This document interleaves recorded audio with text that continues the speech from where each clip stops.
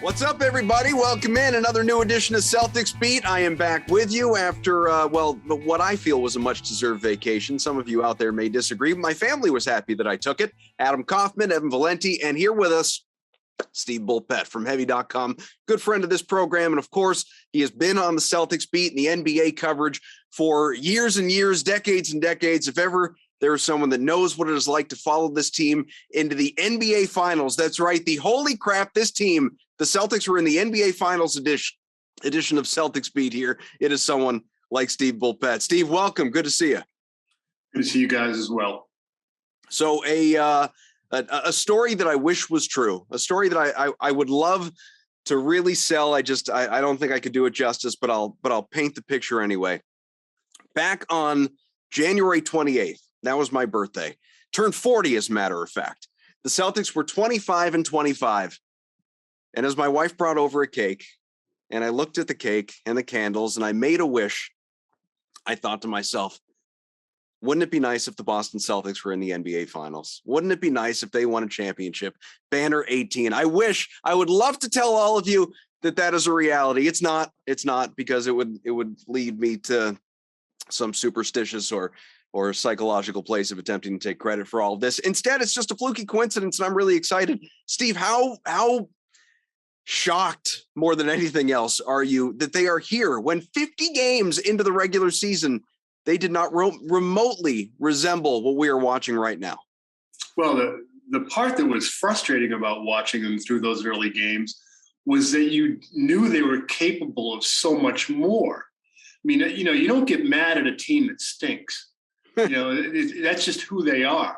No one was, throwing up their arms in disgust at the Detroit Pistons this year, the Sacramento Kings. It's like, okay, this is who they are.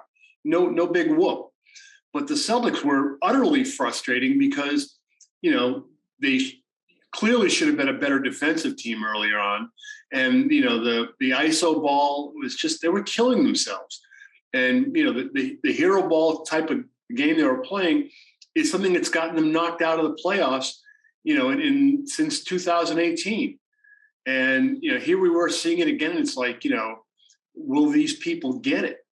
And that was the frustrating part. So, yeah, you weren't thinking this was a finals team then, but you were just thinking they needed to be a whole lot better than they were, that they were capable of being a whole lot better than they were.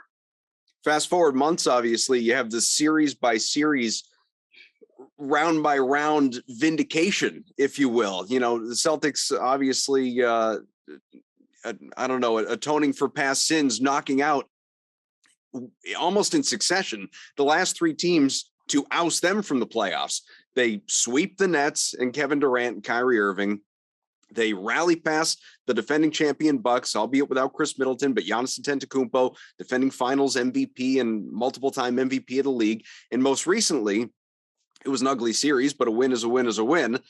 They outlast the Miami Heat, winning 3 straight games on the road, no less, in that series to improve to 7-2 on the road in the playoffs and a means of getting it done. And now deal with a Warriors team that is in the finals for the 6th time in the last 8 years, has 123 games of finals experience, not playoff experience, finals experience on that roster. And of course, the Celtics team that is here for the first time in a dozen years and has no experience, many deep playoff runs to the East Finals, no championship level experience on this roster. How much does that matter going in? Outside of I know it's a numbers thing and it's easy to look at and make it something, but outside of knowing how to deal with ticket requests or whatever they have to deal with there, and just the altered media schedule, like today they have to practice in the same site so that media has access to both teams in a certain period of time. Outside of stuff like that, I don't think it matters at all. You get on the basketball court, you're not running down the floor thinking, gosh, I haven't been, wait a minute, this is a gymnasium. That's a line. It's, I don't mean to bring up the guy from Hoosiers, but it's like, the basket's 10 feet tall. And I think it's the same as our gym back in Hickory.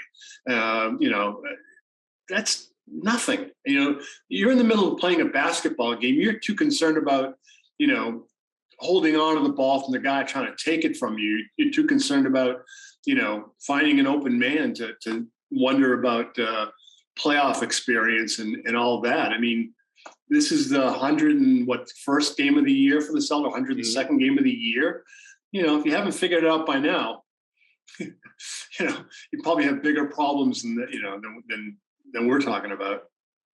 Do you think there's any sense of, and I want to get into this a little bit later in the show, much more in a big picture sense, but just as a little introduction to this topic, is there any sense of happy to be there that I don't feel like we're hearing any of that from the Celtics. If nothing else, it's the opposite. Getting here, Ime Udoka getting here would be all for naught if we don't come out with the same intensity and win this thing. We don't raise Eastern Conference champion banners in Boston. We're about bigger things, about winning the title. But it's when you got young guys, obviously, that haven't been here and that have finally reached this stage and overcome some of the things that tough roads and adversity and all of it in the past. There could be just a mental component, an element of, man, we've arrived. We've gotten here. When in reality, then you've got the guys like the Warriors on the other side that would say, you haven't arrived, you haven't done anything until you've actually won a ring and you put that banner up. What do you think the sort of the mental side of this is in Boston right now? Well, that's kind of all. That's a lot of what I heard from Jason Tatum today. I can't believe I got to pinch myself. I'm in the finals. This is what I dreamed of, and it's like, wake up. You're in the finals. I'm not sure, if he's talking like that because he's living in the moment of this is media day the day before the start of the NBA finals. But I assume he'll get, his head right as he steps on the court. But yeah, I think there is some of that to be concerned about. But they're going to get whacked pretty hard by the Warriors. That's a team that's going to make you dizzy with their ball movement. So they'll find out pretty quickly that they're in a fight. But yeah, I'm hearing some of that, we got over the hump. That you heard a lot of that after Game 7 in Miami. And by the way, that should have been a quicker series. Yeah. If they'd kept their head about them, that would have been a quicker series. So, they need to re-up here and say, okay, past is past. Here we are. And if you go home without a championship with this here, when are you going to be back? Are you going to be back? And you need to take advantage of the opportunity that's in front of you. And I'm guessing someone like Al Horford will be talking about that with them pretty sternly before the tip-off tomorrow night. Yeah, I wonder if Ime is going to be a big part in that too. As someone that has accomplished a lot as an assistant coach and has a playing career. That's the one thing where Brad and him, they can't quite. Brad went to the NCAA championship as a coach. 2 years in a row was an amazing feat. But getting to the NBA Finals is a completely different story. I want to back up and just with Steve's point about, the lack of experience not meaning a lot. I think he's kind of running the money about that. I don't think anybody's really talking about this because I think you see the graphic all over the place that the Warriors have 123 games of final experience, which is, I think you'd rather have that than not have it. I'm not saying that's not a bad thing. But when you talk about the Super Bowl is one game where one single play can determine the outcome of the championship trophy, right? Where, if you're a little slow to start, unless you have Tom Brady, you can come back 28-3, that game's probably over. And if you're not used to, the wild 2 weeks of Super Bowl, it's a little bit different. It's the charade is different. Yes, there's a lot of media opportunities, stuff like that. But this is a whole series. At the end of a series, usually the best team ends up winning the series. And if Boston were only playing one game, yeah, that finals experience becomes kind of a big deal. But because it's best of 7, right? I'm kind of with Steve on this. I don't see it. I mean, it's obviously an advantage, but is it a ginormous advantage? I'm with Steve on this, Adam. I don't think it's that big of a deal. Well, that's the other thing I was just going to say is that if you play, let's say the series goes 7 games and that they, Celtics, generally speaking, stick to their rotation, some garbage time minutes, whatever. Like by the end of the series, Celtics as a roster are going to have like 60 plus games of NBA finals experience. Like the graphic is going to change dramatically. So it doesn't really matter. Right. And it also, it counts for your experience with the group you're with. Right. You know what I mean? It's the team that went to the conference finals. Actually, the team that went to the conference finals in 18 has 3 of the same starters now, with Al Horford coming back. Mm-hmm. And you had Marcus Smart coming off the bench. So there is some experience here. But, Derek White and Rob Williams, who could be a huge factor in this series. It's what you have, and every group is different. You know what I mean? Even though the players can be largely the same, the chemistry, the chemical makeup of your team with a player here or a player there in your rotation can change things sort of dramatically. So every team is its own entity, and it's what experience you have with this group. So this group here now has gotten through 3 series, and they're in the 4th.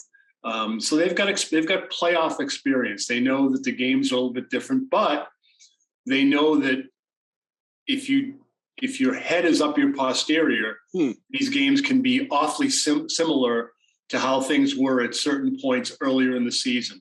So you've got to keep your wits about you. Worth mentioning too, just rosters have changed dramatically over the years, obviously on both sides, especially Boston. But one thing, because Brad was the head coach, and now in many ways, pardon me, an architect of this current team, and bring in Ime Udoka and defense first mentality, elite defense, all of it. Stylistically, Celtics and Warriors match up very, very well. The Boston's 9-7 against Golden State during the Steve Kerr era, which I know doesn't sound overly impressive, but it's actually the best record any opponent in the NBA has against the Warriors during that period of time. So how do you think these two teams match up? I know you mentioned obviously Rob Williams is, could be a huge factor in this, and we'll get to him and his knee situation, but just roster to roster, strengths versus weaknesses, how they play. How do you like these two teams going head to head here? Well, I'm guessing you read the story that it was posted on heavy.com today. Naturally. Okay. And the basic point of it is that the Warriors were concerned about playing the Celtics in 2018. They were very happy when the Celtics really kicked that Game 7 at home away to the Cavaliers and lost that. They were concerned about the Celtics' ability to switch defensively. They were concerned about the Celtics' big wings. And if anything, the Celtics are even better equipped now to play that kind of switching style. A story I had a little bit earlier in the week with talking about the moves that Brad Stevens has made. And everyone looks at the Al Horford thing and what Al has done. And the way he's performed, which he's a good basketball player. People keep kind of forgetting this. I don't know. But a lot of stuff he does doesn't show up in numbers wise right away. The spacing, his defensive position. But one of the most important things you've gotten from Al Horford is the ability to have everybody move over a chair, kind of. And now Jason Tatum, instead of being a 4, is now a 3. And probably going to have a size and/or strength advantage there. Jaylen Brown goes from being a small forward to a 2 guard, and that changes things dramatically. Marcus Smart, who they resisted really giving the point guard's role to, but they've given it to him, and now you don't have an opponent being able to hunt a Kemba Walker or even a Kyrie Irving or a Terry Rozier. So that has changed things dramatically, and the Warriors, they would have loved to see Miami. I believe. I can tell you for sure they were happy to get the Cavaliers in 18, because I've spoken to the coach and I've spoken to players about that, in the years since, and back then actually as well. So that's a team that can give the Warriors trouble, but the Warriors are going to test that defense because they are the best ball movement team in the NBA. So, the Celtics match up well here. And the Warriors are also a team that can create some havoc defensively. This series will come down to whether the Celtics can keep their wits, and not get flustered as they did a lot of times during the year, and certainly in the Miami series at times that made it a longer series than it needed to be. Warriors are favored in this series, narrowly, obviously, but just furthering your breakdown here, where do you think the Celtics ultimately have an edge here? Defensively, I think, they're going to be able to defend the Warriors about as well as they can be defended. But the Warriors have the ability to, you can play perfect defense on them and they can still hit shots that, that brush your eyebrows as they go by. And, they can make shots. Yeah. And an offensive player should always have at least a slight advantage over his defender, because he knows where he's going to go before the defensive player knows where the offensive player is going to go. So, if it might come down to, who's hitting from the outside. Do the Warriors get hot and hit a bunch of shots, or do the Celtics run them off their spots well enough that it makes it even more difficult? But, you see these grand mood swings in the NBA during the regular season because teams go through hot streaks and cold streaks as a team, kind of team-wide at times from the three, and that the reliance upon the three-point shot has, created these mood swings. And I think, that you could see a lot of that in this series. You saw the blowouts going either way through the playoffs prior to this, and you could see more of it now. Yeah, conference finals especially, it was just both of them, East and West. Neither one was a good series. Yeah. How about Boston's size here? I think Boston, if you're going to talk about, this impacts, I think, both sides of the ball. I think the fact that they're a little bit bigger, kind of all over the place, is going to be advantageous potentially to them. On defense, obviously, as Steve alluded to, you're going to be able to challenge more shots because you're taller and longer. Mm-hmm. Maybe a little more physical. I think it was Perk or somebody called. I think it was Perk, because I don't think Cedric would do this. Somebody called the Warriors tuxedo players, which I don't totally buy. Yeah, that was Max actually. I don't totally buy that. I'm not going that far. I think this team has seen a lot and has been roughed up quite a bit over the years. So I'm not really buying that. But the fact that Boston's a little bit bigger than them could help them in so many different ways: defensive glass, offensive glass, shooting over guys, challenging shots, being able to manipulate that switching defense they like to use. You can switch Marcus onto X player and you'll feel fine about it because of the way Marcus can defend at a guy his size. I do think when you boil it down, defensively versus offensively, this is going to be a juggernaut series. The Warriors offense has, been a battle-tested juggernaut for a decade, and Boston's defense has done really well over the years, but this year is truly special, which is the main attraction. But I think Boston's just overall size, if they can control the tempo with their size, again, clearing the defensive glass, not allowing a ton of offensive rebounds, and trying to be advantageous on their own offensive side of the glass is going to be big. Trying to win on the margins, right? And you look at that Miami series, when Boston didn't turn the ball over, guess what? They won. They won, and when they did, they lost. So if Boston can find a way to find those edges on the margins, that's going to be huge, because this series, if it all goes to plan and everybody stays healthy, this should be a fairly competitive series. It should be a 6 or a 7 game series. And that's where a 6 or 7 game NBA finals is lost and won. That's one of my biggest things I'm looking for is does Boston size matter enough? And Adam, I don't know what you think about the biggest key to the series, but I think it's Boston size. Look, there are a number of guys who could be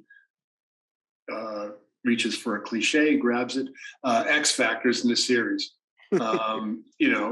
Grant Williams, if Grant Williams is hitting threes, X factor. If Derek White is giving you scoring, if Brad Stevens loosens up rotation a little bit and gives you more Peyton Pritchard, he could be an X factor because he's going to push the ball.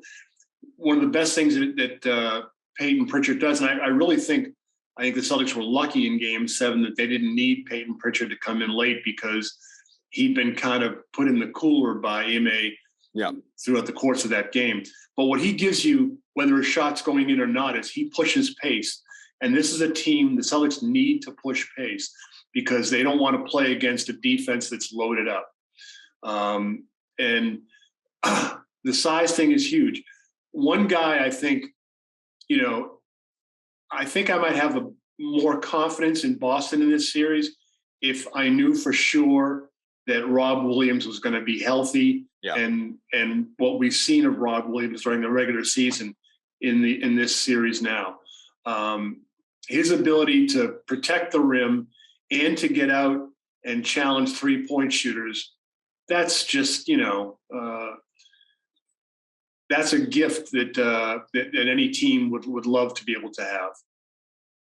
Yeah, the challenge of, what was it, Gabe Vincent's shot on the left side was like he's one of 2 people in the world that could make that block, maybe him and Giannis. It's a very, very, very short list. And let's say this too, at the other end of the floor, I think Rob Williams' contributions are underrated because the Celtics, among their problems that they occasionally encounter is driving the lane and not being under perfect control. But if you're a guy that, if you're Jalen or Jason and you drive the lane, and of course you're going to see bodies coming at you, that if you look up and among the players in the Warriors team photograph that are coming to visit you, if one of them is their big guy, hey, I can just flip this ball toward the rim and I got a guy that'll clean that up for me. You don't even have to know, you don't have to see Rob Williams, but if their big comes over, toss it up by the rim. If you're going to be, if it's a choice of that or dribbling it off your foot, just toss it up. And Rob's got a very good, a better than average shot of taking it and throwing it through. And that's, that's a lovely bonus to have. So, you mentioned the coaching thing and Brad, and I think this is a player driven thing. I think the combination of what they have for talent and the fact that these guys have realized that they've had it in their hands before to be better than they are, or than they were. And they've screwed it up. And I think they've come to this point and realized, okay, this is what we have. And I think it's a little bit of maturity that's crept in here that's got them to this point without having, without stumbling too much. To your point, I mean, and I won't say I feel bad, and we'll get to predictions later and all of that, but I would feel much better if we knew that we had a reasonably healthy Rob Williams right now. Nobody's a perfect health. Marcus certainly isn't, excuse me. I'm not, obviously. Al Horford is, they're managing his minutes as best they can, but the guy turns 36 on Friday. Like, obviously, he's got a lot of mileage on there, but with Rob, I mean, 18 playoff games so far, he's played in 11. So he's missed almost half. His minutes are right around 21 on average. He really hasn't looked himself since the surgery. There have been flashes, but not in any sort of consistent sense, not even in a single game. If you told me we were going to get Rob Williams playing 25, 27 minutes and that he'd be able to play back-to-back games, which maybe I feel a little more optimistic about in this series just because the games are more spread out than they were in the Miami series or Milwaukee series. But it's just, I think he is, as both of you were saying, he's an enormous X factor in the series just because you don't know. And if you don't have him, or you don't have him that you expect to have, you need more from Grant. Your rotation tightens, your bench shortens. You have so much less flexibility, less size. The Warriors are a team that, I wouldn't have believed it if I didn't, read the numbers earlier today. But the Celtics between these two teams are actually the team that is more reliant on the three, whereas the Warriors are a team that attacks much more inside. You need to have Rob in the paint. You need to have him in order to try and slow that down. Yeah, I mean, and look, the Warriors play an unselfish game that I think is a model for every basketball team from grade school on up. If I'm Ime, I'm showing them here. See what these guys do? That's what we want to do. And yeah, I think that Williams, like we look at his numbers, everything's analytics, and we look at blocks and we look at plays defended. I mean, if there's, I think I mentioned this earlier during the season, if the NBA had a category for scares, then I think Rob would be like high up in that. You know, he changes what you do when you turn the corner. You know, and hesitation for an offensive player that's kind of, you know, not quite as bad as a live ball turnover, but it's pretty close. Let's go back to Jason Tatum. We haven't talked a whole lot about him, and again, you know, obviously his place in the finals MVP conversation. He's fresh off winning the first ever Larry Bird Eastern Conference Finals MVP trophy. And, you know, I have by Cedric Maxwell. Yeah, presented by Cedric Maxwell, not Larry Bird. Max was, as Evan and I have talked about, he was electric. He was absolutely electric, no doubt about it. Did Max want the award to be named after Dirk Nowitzki? Max was on fire. He was killing. He was unbelievable. His energy was off the charts. Yeah, I mean, his team just went to the finals. He's excited, as he should be. With Tatum, though, so I don't want to turn this into a longer conversation because we've talked about it in past podcasts, but, you know, I am not, Steve, of the, and this is not like a new thing. I've been saying this for quite a while.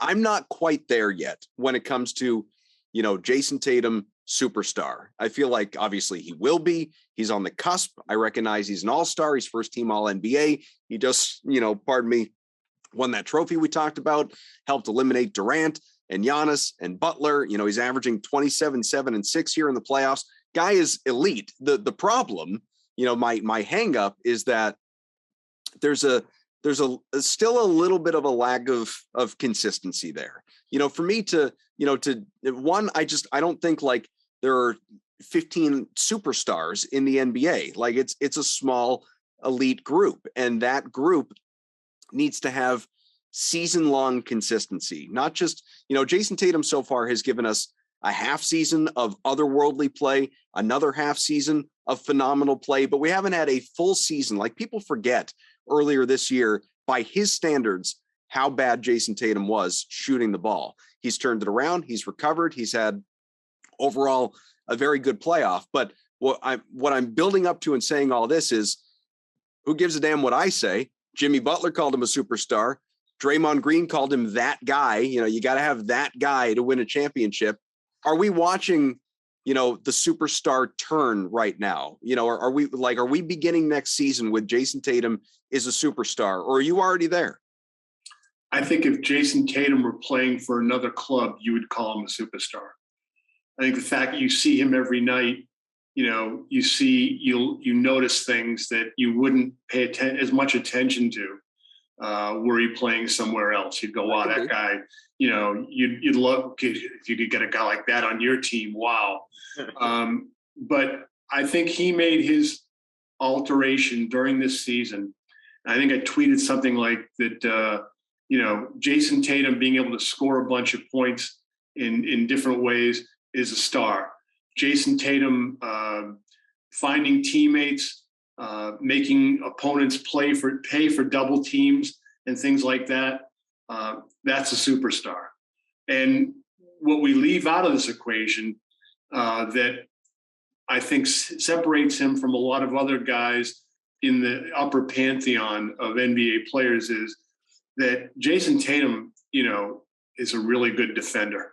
Mm-hmm. And, you know, that doesn't, when you look at a scorer, you kind of discount that, or you don't pay as much attention to it as I think you ought to, being that kind of a two-way player. I mean, we've talked about this a bunch over the years, but Larry Bird was a really good defender, but Larry Bird had life kind of easier when up and through the point where Kevin McHale played on the broken foot in '87. For example, when the Celtics played the Hawks, Kevin McHale would guard Dominique. Robert Parrish would guard Kevin Willis. Larry would guard Tree Rollins, who wasn't getting the basketball. So Larry was able to play passing lanes and things like that. The Bird-Dominique shootout was in '88, the year after McHale played on the broken foot, and could never be the same defensively after that. So, we look at him as Jason Tatum as an offensive player, but think about him defensively and what he did with Kevin Durant. And again, there's a lot of switching involved and things like that. But Jason Tatum involved defensively, engaged defensively, is among the best handful of two-way players in the game. I will say, going back to something you said in that point, the Tatum, and this really kind of happened mid-season, and obviously since we've seen some great moments with this in the playoffs. Tatum finally showing a willingness to trust his teammates with some elite passing and playmaking has really taken his game to another level. Sure, absolutely, yeah, and it just goes across. It's a team in context as well. Mm-hmm. This team was playing terrible isolation basketball. I mean, 25 dribbles, and then when Jaylen Brown got the ball in the next trip, it's like, I ain't giving this thing up. I ain't going to see it again.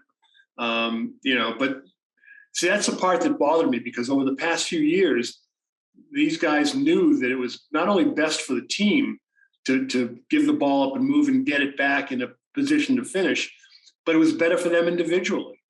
And they still didn't do it on a regular basis. That was the frustration. The one thing I'll say for the Celtics is that they haven't leaned on the adage of, hey, no one believed in us. All you people that doubted us during the year, because the way that they were playing earlier in the season, they were doubting themselves. Yeah, it was justified. So, people in Boston, people who follow the Celtics, have followed them for a long time, just by seeing regularly over the years the different versions of the club, they know what good basketball is. They know what good basketball isn't. No Celtic is, that's my favorite Celtic trivia question. No Celtic has ever led the league in scoring, but 6 players who played for the Celtics have led the league in scoring for other teams, but no Celtic has ever led the league in scoring. There's a point to be made there. That's interesting. Yeah, no, and that is the evolution of Tatum, though. It's the ability, because I go back to like Dwayne Wade saying it, I think maybe a year ago or so, or maybe it was this year.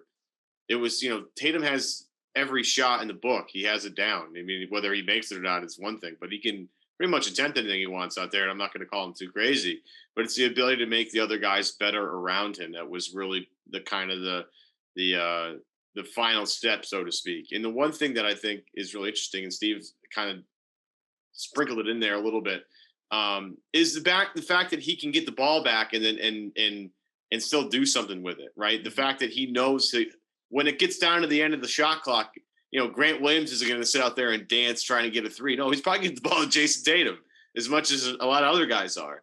And to Tatum's credit, his work off the ball to get it back has been a really nice development too. I mean, that's the biggest thing about Curry. Curry is lethal for a lot of different reasons, but one of the biggest reasons is he just never stops moving. He's just always in motion, always running through screens, fighting through bodies, trying to find an angle to get a shot, because if Steph has any daylight, he will take a shot and he'll probably make the shot.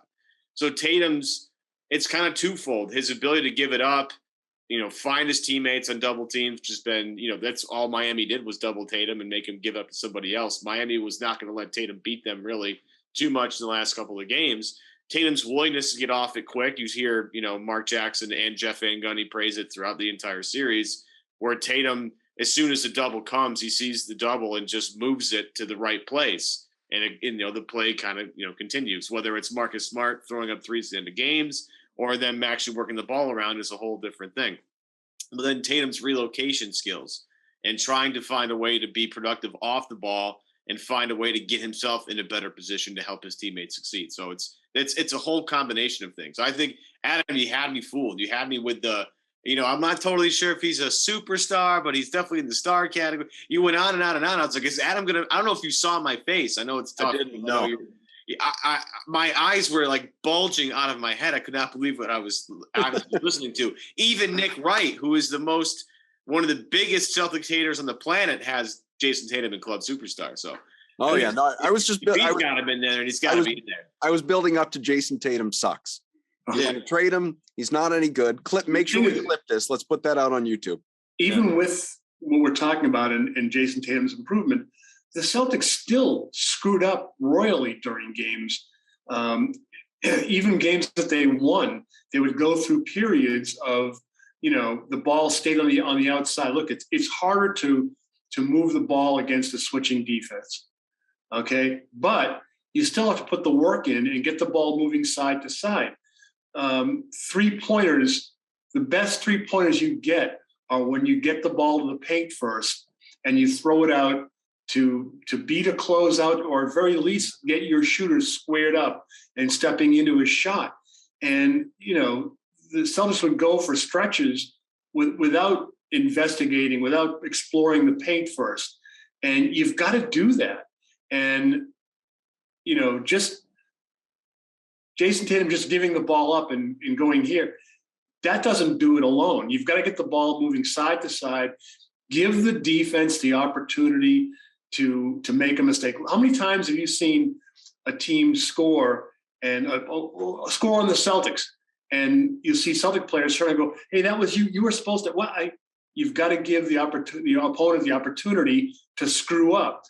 Mm. If you get the defense moving, even if you don't score in that possession, there's a value to that possession because you've made the defense work, and your floor balance is better. If you want to criticize Jason Tatum, the thing I would say is when you go to the basket and you think you get fouled, which would be, I think, every time he thinks he gets fouled, and then you're complaining about the call and you're not getting back on defense, that's where it's like, dude, that cannot happen in this series because, one pebble rolling down the hill with the Golden State Warriors can turn into an avalanche in a heartbeat. So, what we're looking at with the Celtics is fundamental stuff. You don't have to make these crazy Pete Maravich passes. Simple hit singles, quick passes, short passes. One of the reasons the Celtics love playing with Rob Williams is the ball doesn't stick in his hands. Mm-hmm. But then you're playing against the Warriors that have the shortest time of possession in their hands of any team in the league. So this is your example. And, if they play that simple, smart, fundamental basketball, then, like you said, physically, defensively, they're in great shape against this team. And they have an opportunity to beat a very good basketball team in the finals, a very good opportunity. And, can you ask for much more than that? Well, as you're saying, and just to add to it, I mean, we've been talking about it for I guess at this point months on this podcast, going through the playoffs. I felt, and I think Evan did too, that the Celtics were, especially with Ben Simmons out, decidedly better than the Nets. I was not worried about the Celtics losing to the Nets. I felt with Middleton out, decidedly better than the Bucks. Series that could go either way, but I felt the Celtics had the edge. Decidedly, I think Miami was the worst of the three in my mind, even though that went 7. Ugly series, a team that Celtics absolutely should not, under any circumstances, have lost to. Fortunately, they didn't. This would be, a podcast with a much different tone right now. You're going to the finals, though. This is the first time I don't feel that way. I don't feel, that's not to say the Celtics can't win. Of course they can. But I don't feel like they go in with this upper hand, or they go in as the decidedly better team. So, as you were just talking about, and I'm sure Ime Udoka is having this conversation with the players, get back on defense, protect the ball, don't bitch at the officials, all the little things that the Celtics could do and have done to kind of beat themselves in some of the games they've lost along the way. They can't afford a moment of that in this series against the Warriors. And one of the things I'm going to be looking at is when Steph Curry, when Klay Thompson, even Jordan Poole, when these guys hit shots from, the logo being heavily guarded, wearing a Celtic, on them, and they still hit a shot. Look at the Celtics shoulders. Do they slump? Because a lot of teams, you'll see that they'll, no, it's like you have to stay the course. You can't, go away from what you're doing. You can't get depressed because this team is good. They have the ability to make those shots. You can play perfect defense, and Steph Curry can pull up from the logo, from near midcourt, and you can be guarding him there too. But he may get an inch on you, and that's enough for him to do with his quick release. And these are, I'll throw in this one thing now in case there's anybody young listening to this.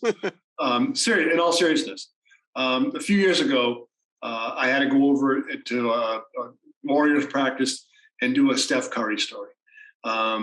Practice finishes, we talked to the coach.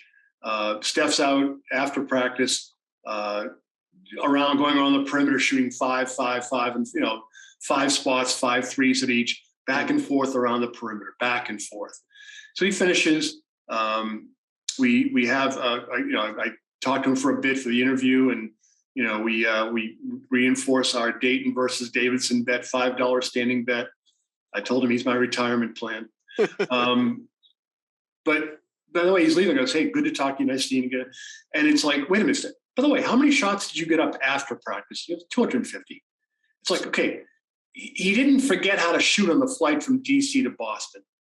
This is the greatest shooter that the game has ever known. Mm-hmm. So like when I, talk to any a high school team in the area or something like that, I'll say, can you come by and say, look, this is what he's doing. What do you need to do? When you get free time, when I go back out to Dayton and teach for a week every year, if I talk to the team at all, tell these guys, look, when you get free time here, you got your books, whatever, get your shots up every day. Find time to get your shots up. So my point is that these guys aren't just, you can see Steph and he's doing the put him to sleep thing, and he's doing the wiggle dance and all this here. This guy has put in the work to be this. And, so don't ever think that these guys are just playing off pure talent. This is hard work that these guys have put in to get to hit a shot from the half court logo and have it not be a big deal. But many would say, and I would agree, that we haven't talked enough about Ime Udoka. And, I do think there are a lot of great articles have been written about him. The guy, pardon me, is he's certainly getting his due, and he should be, after so many questioned him, early in the season and his first experience as a head coach in the NBA, overall, and obviously finished 4th, 6th, something like that in the coach of the year voting. He had an exceptional year, by the time the regular season ended, and the playoffs have been terrific. He's won multiple game 7s. Here he is in the finals, learned under Greg Popovich, obviously a guy that has, more than his fair share of championship and championship level experience as well. So a good guy to learn at the feet of. What is the X factor? If you could, pinpoint something. Evan kind of alluded to this earlier, just the fact that he's been there. He's a former player. He's well-traveled. He was a journeyman. He had worlds of different experience that he can relate to the guys in ways that Brad Stevens never could. Brad, he got this team to the East Finals, 3 times? It's and worse teams at that in many cases. But Ime has them here. He has them here now in the NBA Finals, 4 wins away from a championship. What is that thing that Ime has that has helped them get here? I think he's got players who are more mature than they were in the past, that have screwed up in the past, and maybe now they're ready to listen and win. As far as moving the ball and things like that, excuse me. Contagious through the Zoom is what it is. Yeah. No, it's you're right here. Yeah. This is actually better than the last week and a half or so. So you've had these guys knew what to do and knew that it was the best for them and still wouldn't do it. And Brad was putting them in positions to succeed in all these things. You don't think Brad was telling them to move the basketball? I mean, and they wouldn't do it, and a lot of times it wasn't because the players were being jerks. It was like, okay, late in the game, I'm going to take responsibility. I'm going to go make us a play. Well, that's very gallant of you, but, and maybe you'll make the shot sometimes, but you've just taken your team out of its offense, And so, I think getting these guys at this point and having them screw up earlier in the year made it even more likely that, they could see the bottom and say, okay, this needs to be turned around. So I think that's benefited Ime tremendously.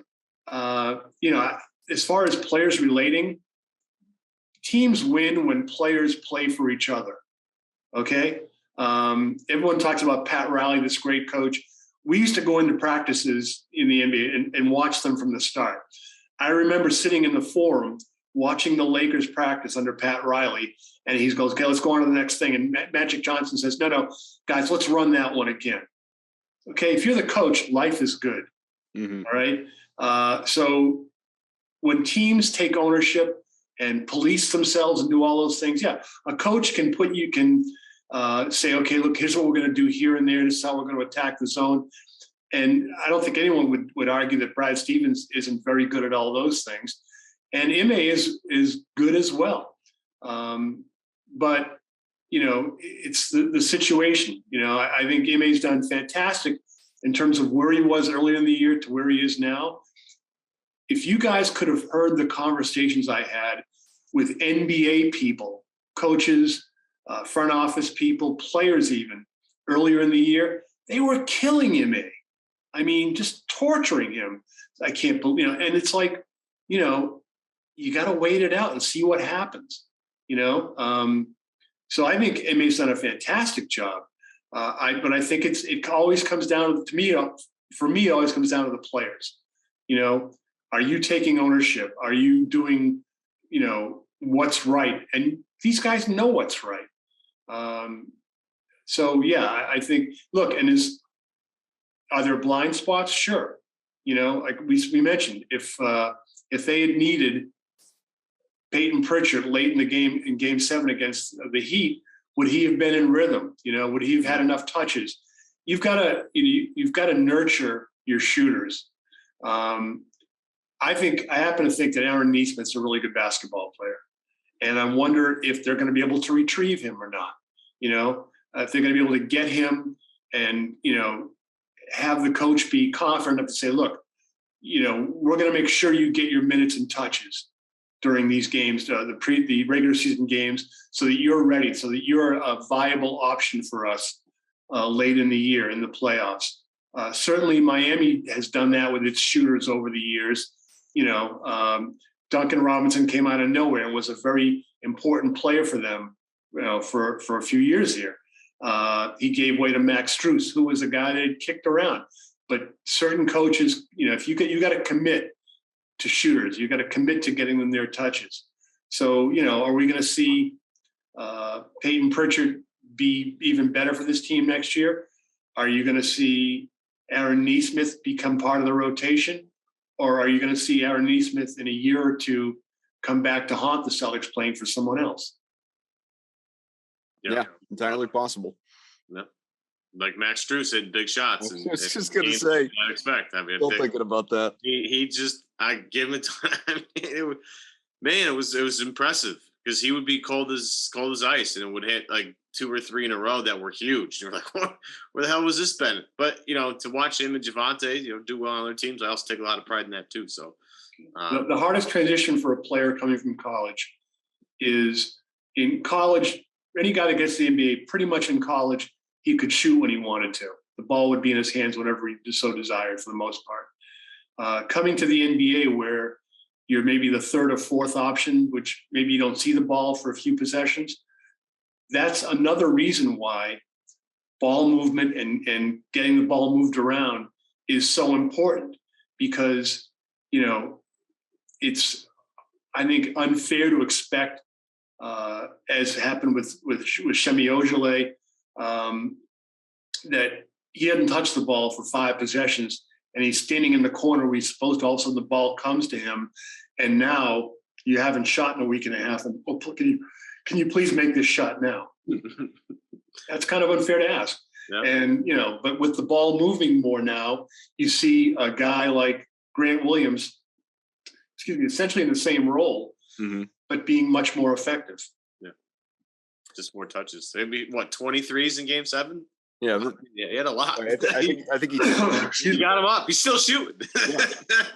So I only have a couple of things left, memory. and then we'll let Steve get back to his night and let people listening get back to their lives. Pardon me, but we'll get back to our lozenges. Yeah, not soon enough. Let me tell you. So I preface this point by saying this: there were so many people. We've all seen them in our Twitter mentions or articles that were even written that were lining up, ready to proclaim a loss to the Heat, a series loss to the Heat, as one of the most devastating playoff exits in Boston sports history. Had the Celtics lost that series, I don't even know what this offseason would have sounded like. People would have reverted back probably to, you got to get rid of one of the Jays. This just can't work. Who knows what it would have done to their confidence, blah, blah, blah, blah, blah. I'm thrilled that no matter which way the series goes, I am choosing to believe that this will not be an offseason where people are proclaiming the Celtics season a failure, which is the first time that has happened in a long, long time, quite frankly. There's always been some sort of hang up about, what could have been, or had they stayed healthy, or what if, they didn't have the COVID injuries or the late season injuries or absences or injuries or whatever else. So there's that. I'm happy that this offseason should have a generally nice tone about it after the Celtics have reached this point. Makes it sound like I'm just happy to be here. But with the finals, and I'm confident in saying this because it's already started, if the Celtics win this series, Steve, it's going to be, there are going to be articles written, are they the Warriors? Is this the beginning of a dynasty? The Warriors players have already been asked about it. They were about the same ages in 2015 when they got there and won for the first time. Is this going to be Tatum, Brown, Williams, Smart, and so on? Is this going to be the start of getting there multiple years running, and the powerhouse in the East is the East Boston's to lose? Or are they going to get there 6 out of 8 years? Are these guys getting, pardon me, multiple titles? All of that. That's if they win.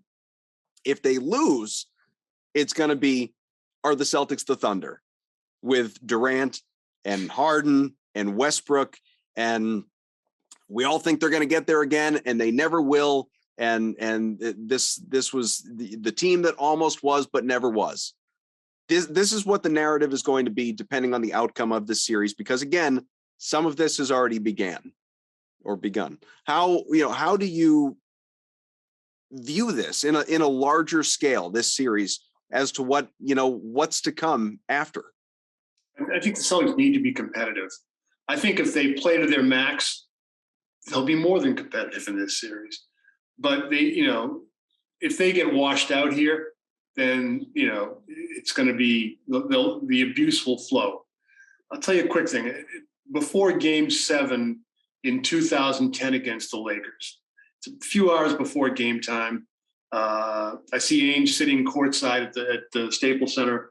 So on the off chance that someone important will call him and I can see what it. I sit down when we just start talking. He said, what's funny? He goes, we're a few hours before tip-off here. Tonight, one of these teams is going to win. One of these teams is going to lose. The team that wins this game tonight is going to have it all figured out, and they're going to be the model that other teams need to follow.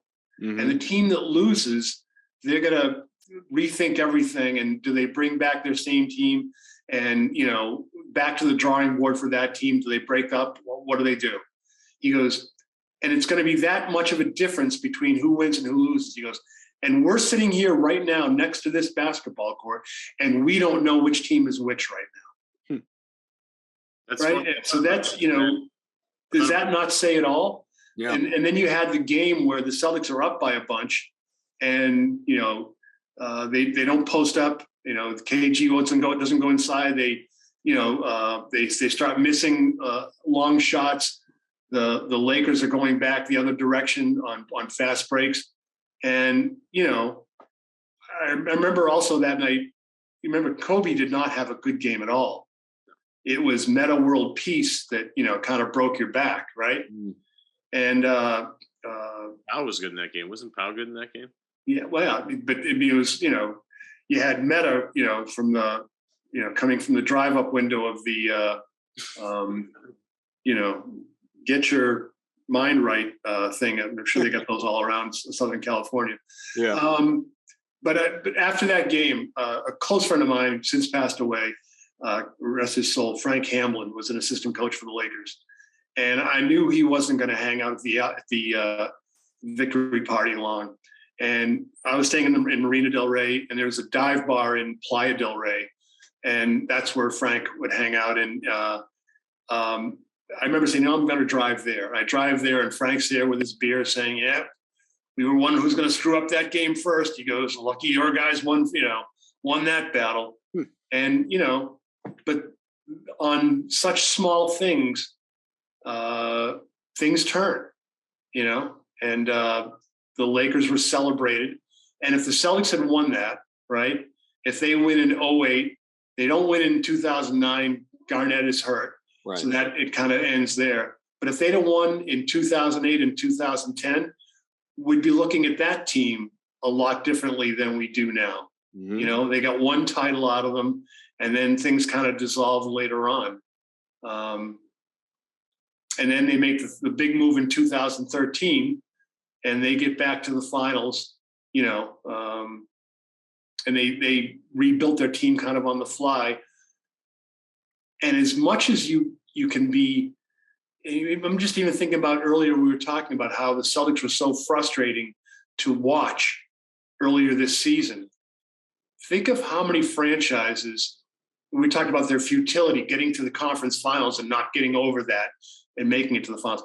Think of how many franchises would love to have that mistake, to get to that point and fail at least at that level. I'm not saying that it should make you any happier necessarily, because you're supposed to do that when you get high draft picks. But think of the Sacramento Kings and these teams that have had high draft picks for years. And just if you're a fan of the Celtics, you've had meaningful basketball to watch, and you went from the trade in 2013 and you got back pretty quickly. It took some good fortune. Isaiah Thomas, he kind of helped rebuild you on the fly. Yep. So it's just weird how things work out, and, things are tenuous, things are fragile. Yeah, I was thinking about that earlier today. If you think about this past series, I was listening to latest Simmons pod while I was walking my dog, and he was talking about how, maybe people overreacted at the end of that game, because a lot of the noise coming out of Game 7 against Miami was like, wow, the Celtics almost blew this one. Miami was so close, whatever. And I took that line, and as they were rambling on in the background, I was thinking about how if Jimmy Butler's shot goes in, how we're having the discussion about, they gotta really fix this team differently. They've had this can't be the same team. They can't bring this back. But yet here we are in the NBA Finals, and if Boston, is competitive in this series, you're not going to really do a whole lot. And what one shot can do for the future of your franchise. Steve, as you were talking there, talking about how teams would be happy to get back to the Eastern Conference Finals and be there. All I could think about was the Atlanta Hawks, who did that. And then all of a sudden this year, they were a nightmare and they got to the playoffs, yeah, but not how they wanted to. And they faced the Heat and they get slaughtered, and then their season's over. So, my point being a few things. A, it is hard to get to the Eastern Conference Finals. B, it's even harder to get to the finals. And C, being a GM must be extremely difficult, because a lot of what your future decisions are based on like razor thin margins sometimes, or a ball bouncing a certain way, a Kawhi Leonard shot bouncing on the rim and going in. Well, there goes the whole storyline that you could have written for some other team. It's sports is tough, and understanding Kevin Durant's sneaker being on the line. Exactly. There's so many things that, so many small things that make big impacts on future decisions. And it's Gordon Hayward getting injured, spinning up in his first game. Yeah. I mean, for all Kyrie's weirdness, guy's a tremendous basketball player. Mm-hmm. If that group had stayed together, but then again, do you have Jason Tatum as you know him now? Right. If Gordon Hayward doesn't have that injury, Yep. the Celtics knew that Jason Tatum was good. I don't think they knew he was going to be that good that soon. But getting those reps, brought him along faster. And hey, Celtics could have won in the bubble, but Hayward injured again. But he was not really the same. Mm-hmm. And here he is when he was able to play in Charlotte, they were a different team. But and the fear is, like I said, a guy gets an injury that doesn't necessarily knock him out, but doesn't allow him to be the player that you're paying him to be. And that's the fear a lot of teams have when they give out these big contracts. If James Harden gets an extension, he's going to be able to play, but is he going to be able to, in a year or two, is he going to be the player that you're paying him to be? And there's a finite amount of money, essentially, I guess, where you can be a taxpayer and go way over, but there's at least some drag on salary. But if you pay a guy, if you go and say, look, this is what we need to pay to keep him, and you make a mistake in that regard, it's hard. And it's really hard for like the small market teams. It's even harder on them to overcome their mistakes financially. As is typical, Steve, far too generous with his time. So let's wrap here. Let's go around. Predictions for the NBA Finals. Steve, you're the guest. What do you expect? Well, the only way I ever predict these things is to say if each team plays to its max. Yep. And I honestly believe if both teams play to their maximum ability, I think Boston can win this series, because that would require them not turning the ball over. That would require them moving on offense. But I think their defense is going to be good enough to throw a wrinkle into the Warriors. Ev, what do you got?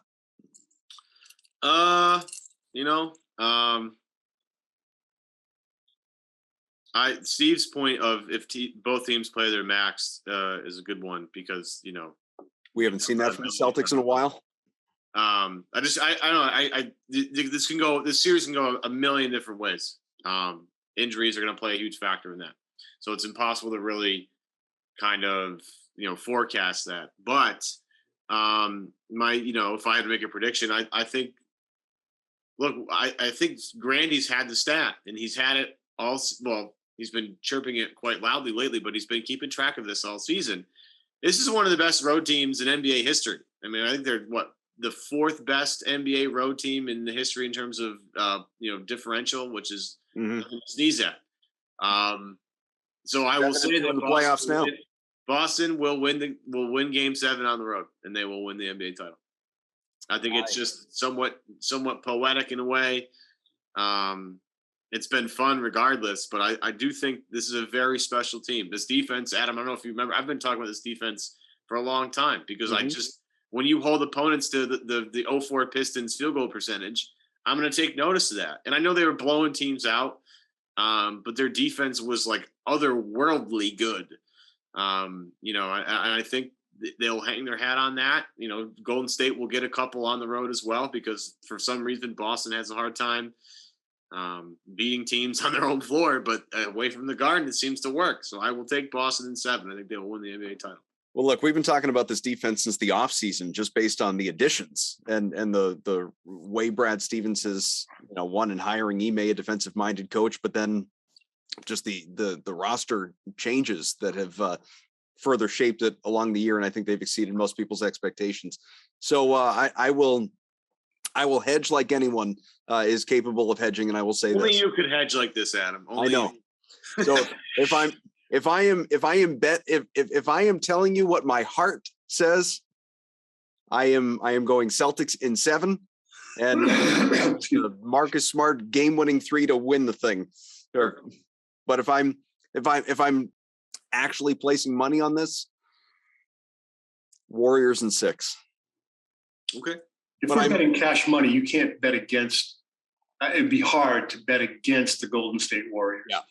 But let's be fair to ourselves and to everybody that has to make a pick here. Anyone that tells you that they know what's going to happen in these games from night to night is trying to put one over on you. Yeah. It's and especially look in media, it's what's required of the job, right? Remember Rick Fox was doing some TV a few years ago, and we were at an all-star game somewhere, and he was about to go on the air, and I forget what the issue was. And I go, where do you come down on this? He goes, I haven't quite decided yet. He goes, but when I do decide, I'll say it with conviction. Yeah, because that's the job. But I'll tell you this here, and when you're trying to figure out what's going to happen, especially if you're going to make a bet, if you realize the closer you are to the game, the more you know, actually, the more you're inside and are able to talk to players and see players just in their quiet time prior to a game or whatever, the more you realize how many different factors can impact upon the outcome. Mm-hmm. And there have been some wild stories over the year, particularly with regular season games, of strange things that have happened on road trips with teams that we probably can't discuss right now. But I mean, there are so many things that can impact upon you. So, if you're going to be betting, I'd say, pick your favorite team, the team you're going to root for, throw a couple of bob down and go with that. And enjoy yourself if that helps your enjoyment. But to think that you're going to be able to figure this out definitively, basically you're trying to figure out whether the Celtics will, hit the open man or dribble the ball off their foot with a minute to go in a game, and you just don't know. Well, like I said off the top of the show, we always have basketball in June, but for the first time in a while, we have basketball in June. I'm thrilled for a couple more weeks of this, and more great content coming up on CLNS throughout, obviously, the finals, and great coverage on site as well. You know what? I don't care how any of us sounds. I just care that the Celtics are healthy. Yeah. And, so as long as they're feeling good, I'm great. So power through it. You've got no sympathy at all for my knee issues. What a great way to treat your guests. It's unbelievable. How do we get away with last time on CLNS Celtics beat Steve Bulpett? He's never coming back. With no respect for his game. For M. Valenti, for Steve, I'm Adam Kaufman. We'll talk to you again soon. Go Celts. Take 1 out of 2 in the Bay. It's all you need to do. See you later.